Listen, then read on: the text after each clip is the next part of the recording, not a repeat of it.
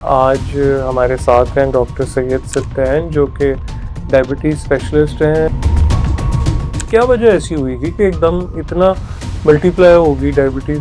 Ratio wise आबादी के हिसाब से पाकिस्तान इस टाइम नंबर 1 है शुगर के पेशेंट्स की तादाद के हिसाब से। समझने की कोशिश करें तो फिर डायबिटीज़ क्या है? टाइप 1 डायबिटीज़ को हम अक्सर कहते हैं ये ऑटो इम्यून डिजीज़ होती है, ये बचपन से होती है। सो बाय बर्थ आपके लबलबे से इंसुलिन बनने की मिकदार कम होती है और इसकी मिकदार बहुत कम है, यानी प्रोपोर्शन पेशेंट्स की रेशो बहुत कम होती है। टाइप 2 डायबिटीज़ जो मेजर बल्क है हमारे पूरी पॉपुलेशन में, जिसे कहते हैं 90 to 95% पेशेंट टाइप 2 के होते हैं। अच्छा, प्री डायबिटीज़ ऐसी स्टेज होती है जिसमें आपका वेट लॉस नहीं हो रहा था, बल्कि कभी कभी इंसुलिन रेजिस्टेंस की वजह से वेट गेन हो रहा होता है। अच्छा, हार्मोनल इम्बैलेंस होना शुरू हो जाना, पीरियड्स के मसाइल होना शुरू हो जाना। सो ये these are the early signs of the prediabetes actually. अच्छा पीसीओएस जो है वो भी interlink to the insulin resistance and prediabetes. अच्छा, तो ये तो आजकल खवातीन में तो इट्स पीसीओएस सो बहुत कॉमन, ज़्यादा है। It's so common. Cola drinks या शुगरी ड्रिंक्स जो हैं, इनको तो इमीडिएटली हमें कहीं ना कहीं इस पे कोई पॉलिसी बननी चाहिए। अच्छा, आम लफ्ज़ों में कहते हैं एक बोतल में 7 चम्मच चीनी होती है। आप किसी के घर मेहमान जाते हैं, वो कहते हैं कुछ नहीं होता, 8 बोतल पी लो, कल से ना पीना।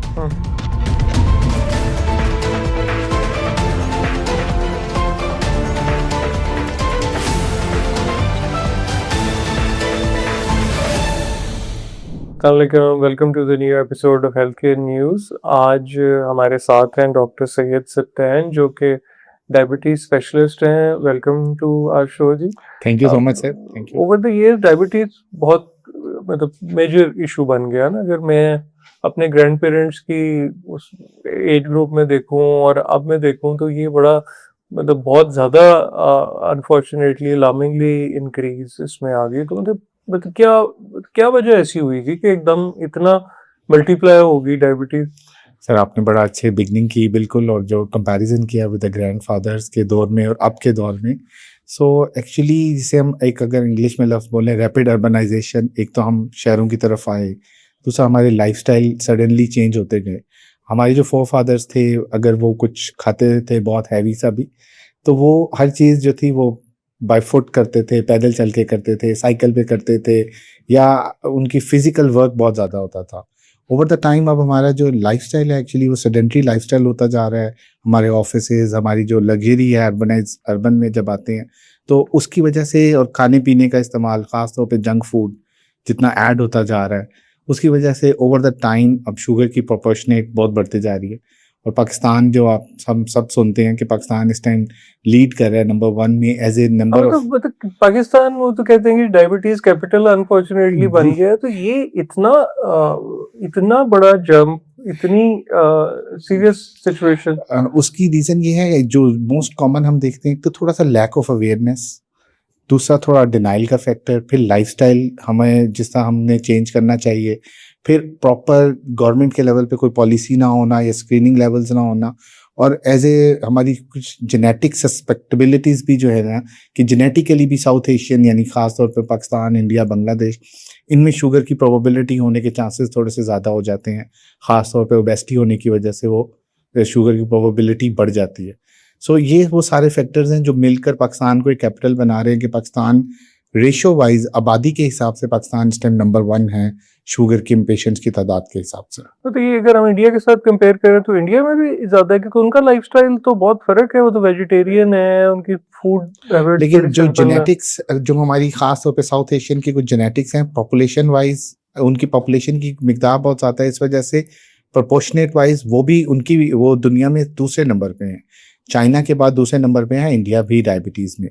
बट अगर हम ratio total population to ratio देखें तो पाकिस्तान उसमें नंबर 1 पे।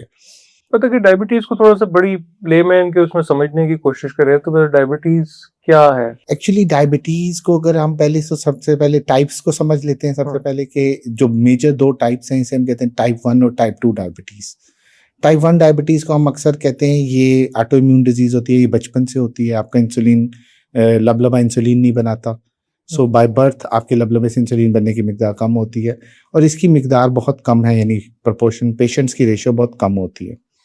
टाइप 2 डायबिटीज़ जो मेजर बल्क है हमारे पूरी पॉपुलेशन में, जिसे कहते हैं 90 to 95% पेशेंट टाइप 2 के होते हैं, ये ओवर द टाइम हमारे लाइफस्टाइल के साथ जुड़ी हुई है। होती कैसे है कि इनिशियली हमारे बहुत बैड लाइफस्टाइल या सेडेंटरी लाइफस्टाइल की वजह से बॉडी में इंसुलिन की प्रोडक्शन ज़्यादा हो जाती है, जिसके लिए हम एक लफ्ज़ यूज़ करते हैं, insulin resistance. So insulin resistance over the time leads to prediabetes leads to diabetes, कि आपकी बॉडी के अंदर जब इंसुलिन बहुत ज़्यादा बन रही होती है, आहिस्ता आहिस्ता लबलबे की फैक्ट्री जिसे हम कहे, वहाँ से इंसुलिन बनने की मिकदार कम होनी शुरू हो जाती है, और आहिस्ता over the 5 to 10 year body में शुगर ज़्यादा होनी शुरू हो जाती है, क्योंकि पीछे से इंसुलिन कम हो रही होती है। So this is the time जब हमने एक्शन लेना है। Insulin resistance is the first step, या फर्स्ट जिसे कहते हैं फिजियोलॉजी होती है जो डेवलप होती है हर पेशेंट में टाइप 2 के डायबिटीज़ में।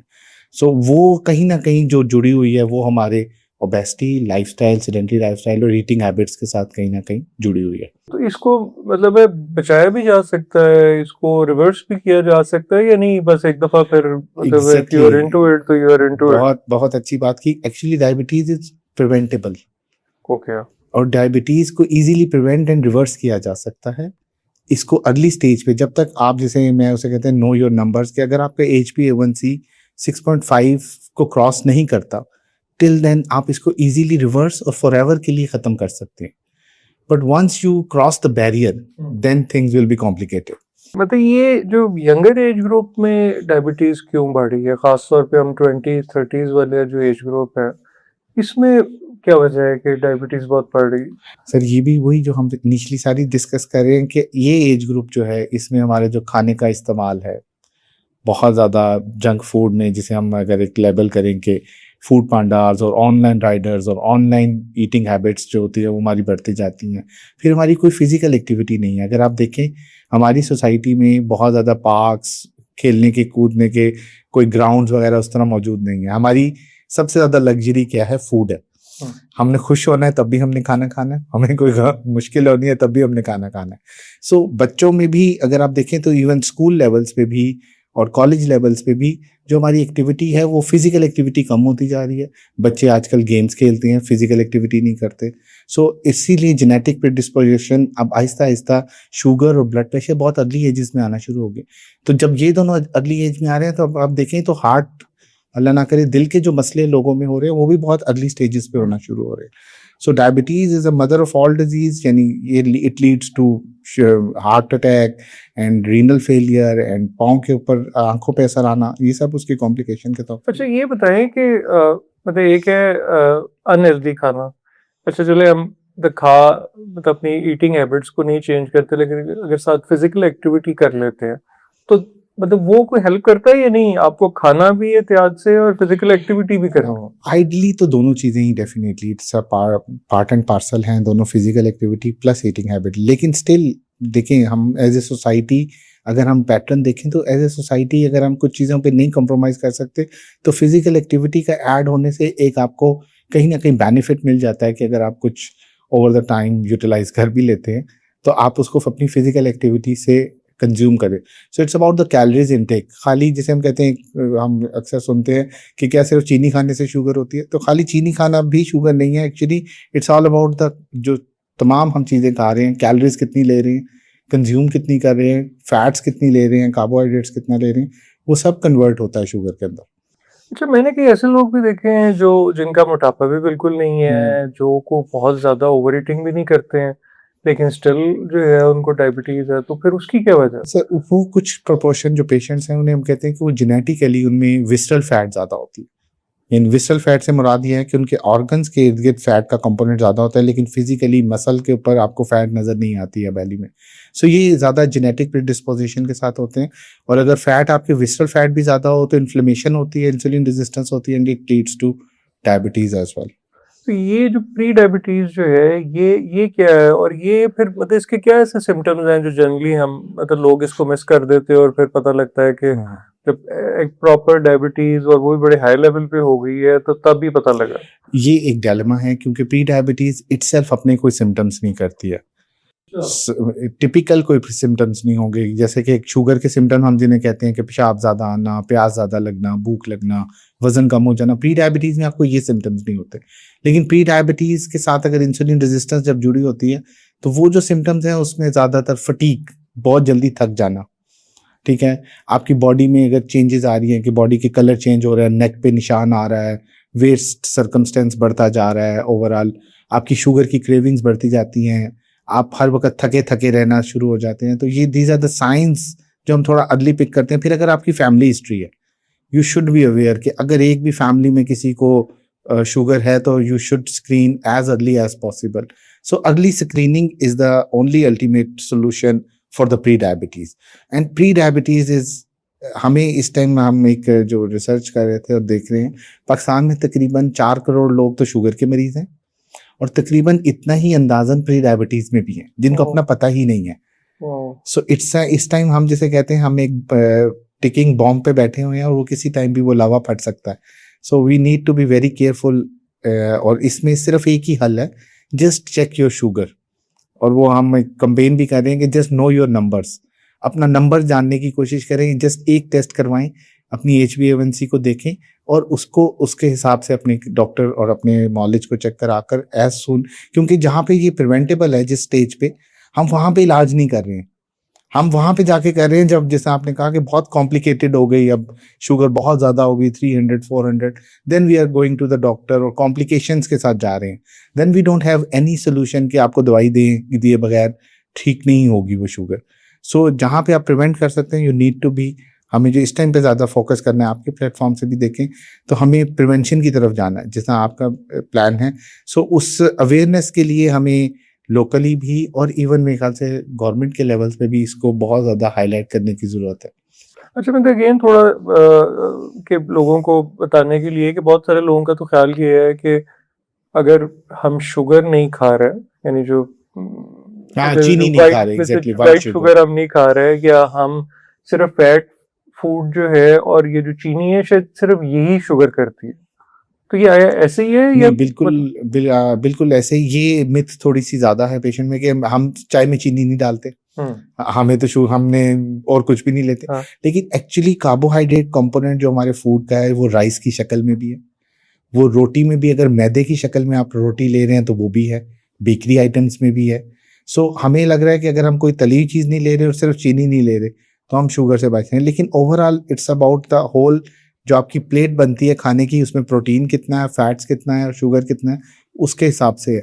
सो आपको रिफाइंड कार्बोहाइड्रेट्स भी छोड़ने हैं, आपको जंक फूड्स भी कम करने हैं, आपको ओवरऑल जिस भी खाने में ग्लाइसेमिक इंडेक्स एक लफ्ज़ होता है मेडिकल टर्म में, या शुगर कंपोनेंट जिसका ज़्यादा होता है उसको देखना ज़रूरी है। और उससे आपकी कैलोरीज अगर ज़्यादा हैं तो उससे भी आपकी बॉडी स्टोर फैट ज़्यादा होगी और शुगर होने का खतरा बढ़ जाता है।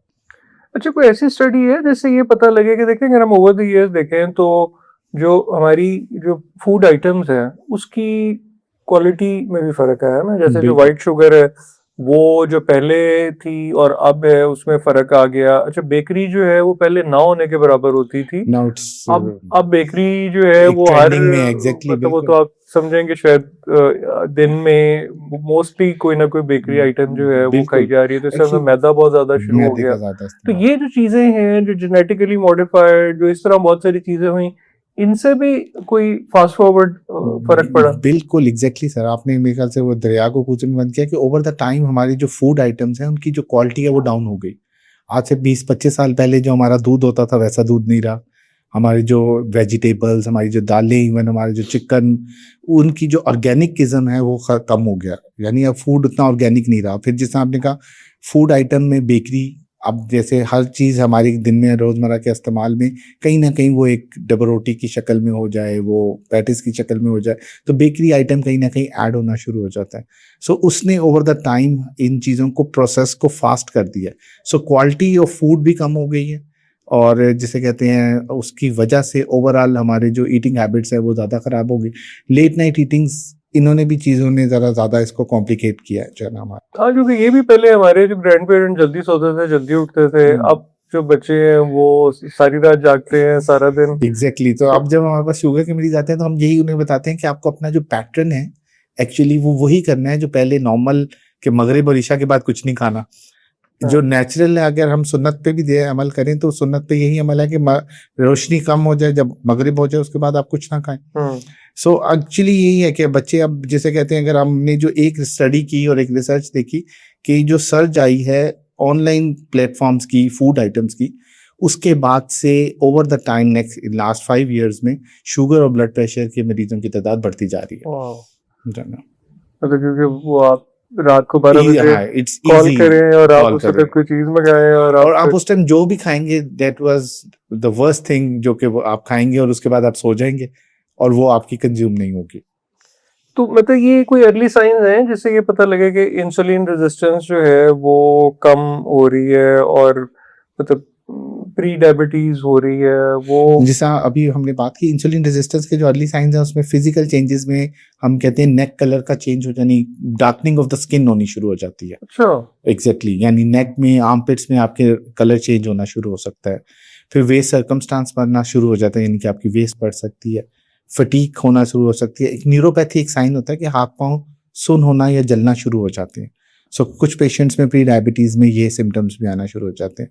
अच्छा, प्री डायबिटीज ऐसी स्टेज होती है जिसमें आपका वेट लॉस नहीं हो रहा होता बल्कि कभी कभी इंसुलिन रेजिस्टेंस की वजह से वेट गेन हो रहा होता है। अच्छा, फिर फीमेल्स में हार्मोनल अगर डिस्टर्बेंस जिसे हम पीकॉस कहते हैं, पॉलीसिस्टिक ओवेरियन सिंड्रोम, वो हार्मोनल इम्बैलेंस होना शुरू हो जाना, पीरियड्स के मसाइल होना शुरू हो जाना। सो ये these are the early signs of the prediabetes actually अच्छा, पीसीओएस जो है वो भी interlink to the link? Interlink to the insulin resistance and prediabetes. अच्छा, तो जी, ये तो आजकल खवातीन में तो इट्स पीसीओएस सो बहुत ज्यादा कॉमन, है इट्स तो। So common. और अब उसका बल्कि लेटेस्ट जो नाम चेंज हुआ है उसको अब हमने कर दिया है पोली एंडोक्राइन मेटाबॉलिक सिंड्रोम।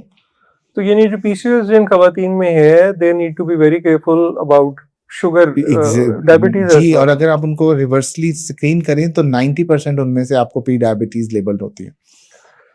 तो आपके ख्याल में इस वक्त पाकिस्तान में ओबेसिटी कितना बड़ा चैलेंज है? सर हुआ ये है कि ओवर द टाइम जो डायबिटीज है वो कहीं ना कहीं लिंक्ड हो गई है ओबेसिटी के साथ ही। ओबेसिटी की रेशो बढ़ती जा रही है इसीलिए डायबिटीज की रेशो भी बढ़ती जा रही है। जिस तरह हम फोरफादर्स की बात कर रहे हैं उस टाइम पे उस तरह हमें हम हेल्दी लोग नहीं मिलते थे। लोग चलते थे, अपनी ज़मीनों में चलते थे, ऑफिस जाते पैदल जाते थे, ट्रांसपोर्ट का इस्तेमाल। सो ओवर द टाइम जैसे जैसे हमारी ओबेसिटी का रेशो बढ़ती जा रही है तो it's directly proportional to pre diabetes and diabetes. So जिस प्रोपोर्शन से हम डायबिटीज में प्रोग्रेस कर रहे हैं उसी प्रोपोर्शन से ओबेसिटी में भी प्रोग्रेस कर रहे हैं। सो वो रेशो बढ़ती जा रही है। So it's almost same. जैसा मैंने आपको रेशो जो बताई कि 4 करोड़ लोग शुगर के मरीज हैं, 4 करोड़ प्री डायबिटीज, तो इसी रेशो में 6 to 7 करोड़ पीपल पाकिस्तान में इस टाइम जो डेफिनेशन ऑफ ओबेसिटी है उस पर फॉल करते हैं। अच्छा, तो अगर ओबेसिटी के हिसाब से देखें तो यूएस जो है वो हाईएस्ट है बिल्कुल ऐसे है। ओबीस होने के हवाले से, तो वहां पे फिर डायबिटीज भी फिर उसी जी, तरह का? एक्चुअली तो यूएस भी टॉप पे करता है, दुनिया में चौथे नंबर पे यूएस भी है ओबेसिटी की वजह से। और अगर आप देखें तो जितनी नई इनोवेशंस आ रही हैं मेडिकल ट्रीटमेंट में डायबिटीज या ओबेसिटी से, वो यूएस से इसीलिए आ रही हैं कि वो भी फोकस करना चाह रहे हैं कि किसी तरह हम इस ओबेसिटी के ऊपर प्रिवेंट कर सकें किसी तरह। उनका भी इशू वही है, ईटिंग हैबिट्स। यूएस से इज ऑल अबाउट क्योंकि वो भी रिफाइंड ईटिंग करते हैं। सो इसीलिए दुनिया में सबसे ज्यादा ओबेसिटी में यूएसए नंबर 1 पे है, डायबिटीज में नंबर 4 पे। तो अगर इसको थोड़ा सा एक आम बंदे के पर्सपेक्टिव में मेडिकली समझने की कोशिश करें तो मतलब मोटापा जो है मतलब वो मतलब क्यों उसका डायबिटीज के साथ मतलब क्या लिंक है कि बंदा मोटा हो गया वो सर जब क्यों? आपका बॉडी का फैट कंपोनेंट बढ़ता है तो आपके अंदर एक इन्फ्लेमेशन और हार्मोनल इम्बैलेंस आती है विच लीड टू इंसुलिन, जो बार बार हम लफ्ज यूज करें इंसुलिन रेजिस्टेंस। वो इन्फ्लेमेशन बॉडी की इंसुलिन को काम नहीं करने देती, हमारे मसल्स में जाके इंसुलिन काम नहीं करती। जब इंसुलिन काम नहीं करती तो आहिस्ता आहिस्ता लबलबा हमारा जो है वो एग्जॉस्ट होना शुरू हो जाता है और इंसुलिन की प्रोडक्शन पीछे से कम होनी शुरू हो जाती है। So it leads two diabetes. अच्छा, सो मतलब है मोटापा इन एनी केस जो है वो मतलब मोटे कॉम्प्लिकेशन लोगों में फिर अनफॉर्चुनेटली डायबिटीज के जो रिस्क है वो एक बढ़ आम जाता बंदे से है, नॉर्मल से ज्यादा बहुत जो है ज्यादा, 5 टाइम्स ज्यादा वो हो risk हो जाता। तो मतलब है, और मतलब कि मोटापे मतलब कि जैसे हम कुछ लोगों को देखते हैं कि वो खाते भी नहीं है ज्यादा पर स्टिल वो मोटे भी होते जाते हैं, तो फिर ये मोटापे के क्या ड्राइवर्स हैं पाकिस्तान में खास तौर पर? उसमें तो बात लाइफ स्टाइल, शुरू तो हम लाइफ स्टाइल से ही करेंगे कि अगर आपका सेडेंटरी लाइफ स्टाइल है, ईटिंग अगर बहुत ज्यादा आप नहीं भी खाते, फिर कुछ जेनेटिक्स को भी हमने देखना है कि क्या फैमिली हिस्ट्री तो नहीं है ओबेसिटी की। फैमिली हिस्ट्री की वजह से भी ओबेसिटी होती है और अगर फिजिकल एक्टिविटी बहुत ज़्यादा नहीं हो पा रही तो वो भी हो जाता है। फिर वो जेनेटिक सस्पेक्टेबिलिटी को हम देखते हैं, उसके हिसाब से उसको ट्रीट करते हैं। सो खाली खाने पीने से भी ओबेसिटी नहीं जुड़ी हुई, कहीं ना कहीं उसमें जेनेटिक कंपोनेंट भी आ जाता है। तो ये पाकिस्तान में जो मतलब हमारे डायबिटीज बढ़ रही है, मोटापा बढ़ रहा है, ये मतलब क्या आया ये हेल्थ केयर सिस्टम का फेलियर है या ये हमारा जो लाइफस्टाइल है ये उसका कोई इशू है? I think it is both actually. पहला तो कसूर हमारा अपना होता है। हम्म, हर चीज हम गवर्नमेंट पे भी नहीं डाल सकते या हेल्थ केयर के ऊपर भी नहीं डाल हम्म, सकते। पहला से तो तब्दीली तो हमें अपने घर से लानी है। और जैसे एक एग्जांपल मैं देता हूँ कि हमारे पास मरीज आता है एक शुगर का, हम उसे कहते हैं आपने ये परहेज करनी है। बाकी साथ जो 5 लोग घर के हैं वो कहते हैं हमने तो कोई परहेज नहीं करनी, इन्होंने सिर्फ परहेज करनी है। तो इट्स नॉट पॉसिबल कि एक बंदे को आप बैठा हुआ है उसे कहें आपने आम नहीं खाने, हम पांचों ने आम खाने हैं, या हमने चीनी खानी है आपने नहीं खानी। सो पहली तब्दीली तो हमें घर से लानी है, with the lifestyle, with the eating habits, with the overall बच्चों की स्कूल से तरबियत होनी शुरू। फिर हेल्थ केयर के एंड पे भी ये है कि हमारे यहाँ कोई स्क्रीनिंग प्रोग्राम्स नहीं है। गवर्नमेंट हॉस्पिटल्स में कोई अवेयरनेस प्रोग्राम्स इस तरह के नहीं होते हैं कि अर्ली डिटेक्शन हो सके। Actual problem is early detection. फिर हमारे यहाँ थोड़ा लोगों में एक तो लैक ऑफ अवेयरनेस की वजह से डिनाइल होता है कि वो कहते हैं हमने टेस्ट नहीं कराना, हमने टेस्ट कराया तो हमें निकल आएगी शुगर, हमें फिर इलाज करना पड़ेगा। अच्छा, मतलब इसमें भी लोग रेजिस्ट करते इसमें भी हैं लोग कि रेजिस्ट चेक नहीं करते हैं। कराना। ये तो डिनाय हमारी सोसाइटी का जो सबसे बड़ा डायलेमा है वो डिनाइल का है। दे से कि हमें कुछ नहीं है अनटिल एंड अनलेस बीमारी बहुत ज्यादा कॉम्प्लिकेट ना हो जाए। सो हेल्थ केयर जो इस मामले में कर सकती है, हम अक्सर मैं तो एग्जांपल देता हूँ कि जिस तरह कोरोना के टाइम पे हम लगाते थे ना कि आज इतने मरीज शुगर के हैं, आज इतने मरीज कोरोना के अल्लाह ना करे वफात पा गए। सो इस तरह अगर रोजाना का एक चले ना टीवी के ऊपर काउंटडाउन कि आज इतने शुगर के मरीजों को दिल का अटैक हुआ, आज इतने शुगर के, तभी हमारी आवाम सीरियस हो सकती है इसको लेके। अदरवाइज जिस तरह का ये डायलेमा है या जिस तरह की ये बीमारी का बर्डन बढ़ता जा रहा है, इसका नुकसान ओवरऑल हेल्थ केयर भी एग्जॉस्ट होता जा रहा है। दिल के अस्पताल आप जितने मर्जी बना लें, जो बर्डन पीछे से डिजीज बर्डन आ रहा है वो उसको टैकल नहीं कर पा रहा। डायलिसिस सेंटर नहीं टैकल कर पा रहे, आई सेंटर्स नहीं कर पा रहे। तो ये सारी कॉम्प्लिकेशन डायबिटीज के साथ तो जुड़ती जा ये रही है। कोई ऐसी कोई स्टडी है जिससे पता लगे कि ये अर्बन रूरल में कोई फर्क है डायबिटीज जी में, या ये रूरल में भी उसी तरह ही है जैसे अर्बन सिटीज नहीं, में? ये बिल्कुल फर्क है। तकरीबन ऐसे है कि अर्बन में 35% रेशो है, प्रेवलेंस है डायबिटीज की, और रूरल में जो है वो 20% की, मतलब कंपैरेटिवली कम है। अच्छा, सो इट शोज कि कुछ ना कुछ जब भी हम थोड़ा सा नियर टू नेचर के करीब या नेचुरल लाइफस्टाइल के करीब रह रहे होते हैं तो इट चेंजेस, थोड़ा सा आपके पर्सपेक्टिव चेंज होते हैं। सो अर्बन में सबसे ज्यादा है। अच्छा आजकल मतलब ये कुछ ऐसी दवाइयाँ जो ज़म्पेक है, GLP-1 है, इस पे बहुत बात हो रही है। ओरिजिनली तो शायद ये डायबिटीज के लिए बिल्कुल थी, लेकिन अब लोग वेट लॉस के लिए भी इसको इस्तेमाल कर रहे हैं। तो मतलब आपका इनके ऊपर क्या व्यू है? Sir, actually talk of the town है। ओज़ेम्पिक तो पिछले 8 साल से पेशेंट्स मतलब पूरी दुनिया में इस्तेमाल हो रहा है। और GLP-1 एक नई हकीकत है, और GLP-1 एक बहुत अच्छी दवाई कंसीडर की जाती है डायबिटीज़ की भी और ओबेसिटी की भी। और इसके बारे में ये है कि एक्चुअली इसका राइट यूज़ बहुत ज़रूरी है। एक्चुअली जो थोड़ी सी नेगेटिव सिचुएशन जो बनी भी है इन दवाइयों को लेके, एक्चुअली इसका मिस यूज़ भी बहुत ज़्यादा है। So misuse of Ozempic, GLP-1, Mounjaro and Wegovy, उसकी वजह से लोगों का जो इसका एक नेगेटिव इम्पैक्ट लोगों के माइंड में आता है। लेकिन एक्चुअली ये जब दवाइयाँ बन रही थी तो ये दिल के हिसाब से, शुगर के हिसाब से, गुर्दों के हिसाब से बन रही थी। उस स्टडी में जब देखा गया कि लोगों का वेट लॉस भी हो रहा है, weight loss is directly related to improval of metabolic profile. तो जब आपकी मेटाबॉलिक प्रोफाइल इंप्रूव हुई तो ऑटोमेटिकली सारी बीमारियां आपकी रिवर्स होना शुरू हो गई। So over the next coming years सारी जो दुनिया में काम हो रहा है इस टाइम GLP-1 पे काम हो रहा है। सो नए फॉर्मुलेशन GLP-1 से रिलेटेड आ रहे हैं, और इन्होंने थोड़ी सी हमारी जो डिजीज की डायनेमिक्स है वो चेंज की हैं। अगर आप ओबेसिटी को प्रिवेंट करते हैं तो ऑटोमेटिकली आप डायबिटीज को प्रिवेंट कर रहे हैं। बट ये सारी दवाइयां तब कारआमद हैं जब आप अर्ली स्टेज ऑफ डायबिटीज पे इसको यूज करते हैं। एज सून एज आप बहुत पुराने, जैसे कोई 15 या 20 साल पुराना पेशेंट शुगर का हो गया, उसकी इंसुलिन बनना ही कम हो गई है, तो इन दवाइयों की एफिकेसी उस तरह नहीं रहती जो early stage of pre diabetes पे या मेटाबॉलिक सिंड्रोम में या PCOS पे हम बहुत ज़्यादा पेशेंट में यूज़ करते हैं। तो उनमें इनकी जो अफादियत है वो बढ़ती जा रही है। मेटाबॉलिक सिंड्रोम, प्रोफाइल हाँ है, मेटाबॉलिक, तो उसमें क्या चीज़ें हैं जिनको अगर मतलब कोई इसका कोई ऐसे टेस्ट है कि जी ये अगर हम कोई एनुअली कराते रहें या कोई बिल्कुल ही मेटाबॉलिक प्रोफाइल को अगर हमने जो देखना है उसमें हमने देखना है एलएफटीज यानी लिवर फंक्शन टेस्ट हमारे होने चाहिए। एक इंसुलिन रेजिस्टेंस का टेस्ट होता है, इजीली अवेलेबल है, बड़ी बड़ी जो हमारी लैब्स हैं उनमें आ जाते हैं। हमारी लिपिड प्रोफाइल हो जाते हैं, ठीक है, उसमें HbA1c आ जाता है। सो ये वो 4 टेस्ट हैं जो हमें बताते हैं कि आपकी बॉडी में कोई मेटाबॉलिक डिरेंजमेंट तो नहीं हो रही, जिसको हम मेडिकली एक नाम देते हैं मेटाबॉलिक सिंड्रोम का, कि अगर आपका कोलेस्ट्रॉल ज़्यादा हो रहा है, अगर आपकी शुगर की वैल्यू ज़्यादा हो रही है, एलएफटीज जिसे हम मेडिकली कहेंगे मेटाबॉलिकली एसोसिएटेड लिवर डिजीज यानी फैटी लिवर आम लफ्ज़ों में। सो अगर ये कंडीशंस डेवलप हो रही हैं तो you are going towards metabolic syndrome और मेटाबॉलिक हेल्थ आपकी ख़राब हो रही है।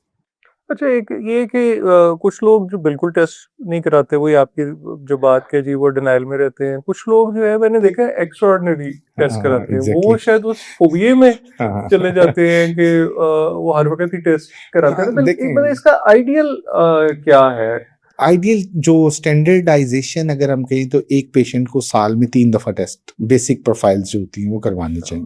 3 कौन सी बेसिक प्रोफाइल? अगर शुगर से रिलेटेड बात करें तो एक शुगर का 3 महीने वाला HbA1c टेस्ट होता है, एक गुर्दों का टेस्ट होता है और एक यूरिन में प्रोटीन को देखने का टेस्ट होता है। सो जो भी शुगर का पेशेंट होता है हम उसे ये 3 टेस्ट कहते हैं कि आपने साल में 2 या 3 दफ़ा लाजमी कराने हैं टू चेक फॉर द कि आपकी प्रोग्रेस कैसी हो रही है, कोई बीमारी बढ़ तो नहीं रही। अर्ली डिटेक्शन प्रोटीन यूरिया से हम किडनी के इफेक्ट को देखने के लिए कराते हैं। सो डेफिनेटली 2 एक्सट्रीम्स हैं, एक बिल्कुल नहीं कराते और एक अगर बहुत ज़्यादा कराते हैं तो डेफिनेटली वो भी कहीं ना कहीं मेंटली ट्रबलसम होती है पेशेंट्स को, कि वो परेशान होते हैं या ओवर पैनिक होते हैं। तो उसमें भी हम उनको गाइड करते हैं कि इतना भी ज़्यादा टेस्ट कराने की ज़रूरत नहीं है। तो ये जो ज़म्पेग और एल GLP-1 तो ये GLP-1 मतलब यहाँ पे भी अब उतनी ही यूज पाकिस्तान में हो रही है जितनी ग्लोबली है, या यहाँ पे भी थोड़ा लोग कम इस पे जा रहे हैं? सर डेफिनेटली ये दवाइयाँ यूज़ तो हो रही हैं, डेफिनेटली हमारे पेशेंट्स में यूज़ हो रही हैं। GLP-1 टिrzepatide की शक्ल में भी, Ozempic Wegovy की शक्ल में भी, बट कहीं ना कहीं इनके साथ कुछ चैलेंजेस जुड़े हुए हैं।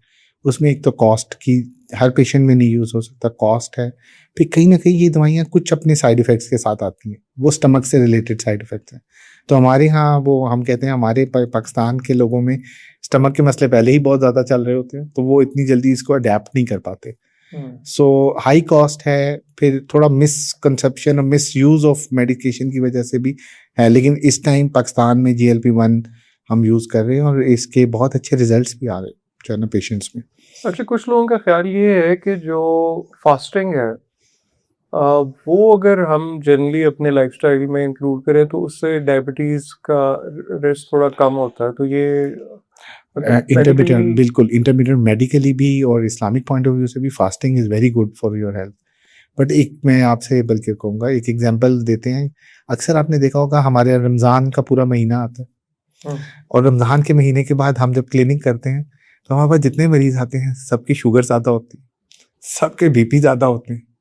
उसकी रीज़न ये है कि हम फास्टिंग को, जब फास्टिंग तो कर लेते हैं लेकिन जो हम जिसे कहते हैं रोज़ा खोलना, या जब हम फास्टिंग को ओपन करते हैं तो हम इतना कुछ खा लेते हैं कि वो शायद जो 3 दिन की खुराक होती है वो हम एक टाइम में एक सिटिंग में खा लेते हैं। सो मैं अक्सर पेशेंट से ये कहता हूँ कि रमज़ान जो आया था वो इसलिए नहीं आया था कि आपने जो है ना मतलब एक टाइम पे इतना ज़्यादा खाना खाना है। फास्टिंग का, रमज़ान का मकसद है कि आपने अपनी बॉडी को क्लींस करना है और फास्टिंग का मकसद भी ये है कि बॉडी को क्लीन करना है। लेकिन अगर आप एक अच्छी फास्टिंग करते हैं तो इंटरमिटेंट फास्टिंग इज़ वेरी, आजकल एक एज ए मेडिकल ट्रीटमेंट के तौर पे हम पेशेंट को एडवाइस करते हैं कि एक आपकी विंडो होनी चाहिए कि जिसमें आप खाएं, और एक विंडो में आपको टोटली अवॉइड करना चाहिए ताकि आपकी बॉडी एक दफ़ा मेटाबॉलिकली एक्टिव हो सके। तो कुछ लोगों का ख्याल ये है कि तो जैसे आपने कहा कि diabetes is mother of all जी डिजीज। इलनेसेस, तो कुछ लोगों का तो ख्याल है कि ये डायबिटीज जो है eventually may be lead to even cancer as well. So is it true? कोई लिंक है इसका या? Exactly diabetes don't lead to cancer, लेकिन हाँ डेफिनेटली अगर आप किसी और चैलेंज से गुजर रहे हैं और डायबिटीज भी है तो आपकी ओवरऑल बॉडी में इम्यूनिटी कम होती शुरू होती है।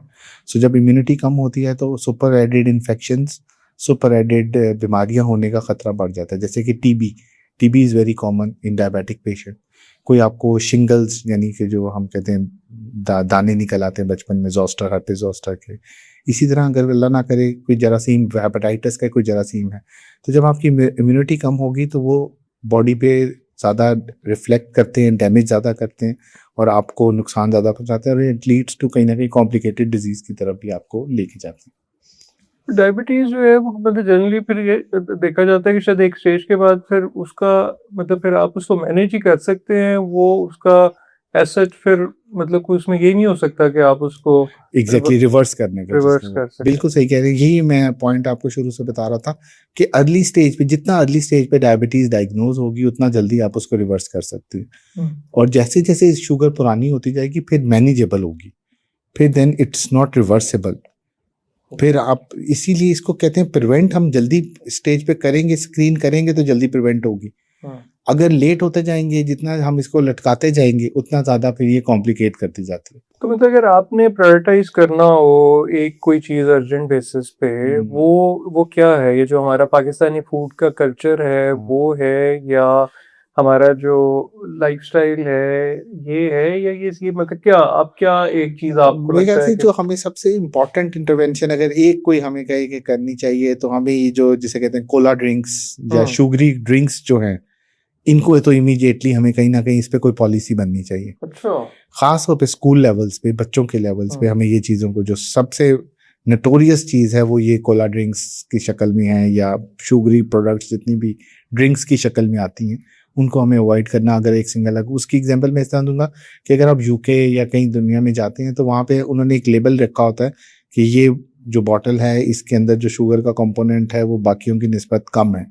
तो हमें भी कहीं ना कहीं इस तरह की पॉलिसी जानी है कि हमारे जो कोला प्रोडक्ट्स हैं उनमें जो शुगर की रेशियो है उसके कम, आम लफ्जों में कहते हैं एक बोतल में 7 चम्मच चीनी होती है। तो 250 ml की बॉटल होती है। तो अगर एक इंटरवेंशन ये है कि ओवरऑल हमें कहीं ना कहीं सोसाइटी में कोई एक जो अवेयरनेस करके इन फूड आइटम्स को डेफिनेटली लाइफस्टाइल को चेंज करना बहुत ज़रूरी है और एज ए फैमिली और एज ए कम्युनिटी के तौर पे हमें ये चेंज करना ज़रूरी है। उसकी भी अगर हम बात करें इसमें ये होता है कि हम एज ए कम्युनिटी प्रेफर नहीं करते। जैसे आप और मैं बैठे हैं, मैं कहूँगा कुछ नहीं होता डॉक्टर साहब, आज आप दवाई नहीं भी खाई तो आप ये जी मैंने कॉफ़ी मंगाई हुई है या मैंने जूस मंगाया हुआ है आप ले लें। आप किसी के घर में मान जाते हैं, वो कहते हैं कुछ नहीं होता, आज बोतल पी लो, कल से ना पीना। तो इस तरह हम एक दूसरे को बेशक इनकरेज करने के बजाय कहते हैं कि कुछ नहीं होता, और ये जो जुमला है कि कुछ नहीं होता, ये it leads to complication. I think वो लाहौरी शायद लाइफस्टाइल में फूड को बहुत ही, फूड को हम बहुत ज्यादा जो है ना एग्जैक्टली लाहौर की जो एक शान कंसीडर की जाती है वो फूड की जाती है। और अगर आप देखें तो हम कहते हैं मेडिकल पैरेलल फूड इंडस्ट्री और मेडिकल इंडस्ट्री पैरेलल जो है वो ग्रो कर रही है, क्योंकि दोनों में एक तरफ आप खाना खा रहे हैं और दूसरी तरफ आप अस्पताल जा रहे हैं, तो दोनों चीजें जो है ना वो कॉम्प्लिकेट होती जा रही है। थैंक यू वेरी मच, आपने बड़ी इंपॉर्टेंट बातें बताई एंड होपफुली हमारे व्यूअर्स जो हैं वो आई थिंक इनसे कुछ जो है वो लेसन लेंगे और अपने लाइफस्टाइल और फूड जो है उसको इम्प्रूव करेंगे। Thank you so much sir, thank you so much. इंशाल्लाह।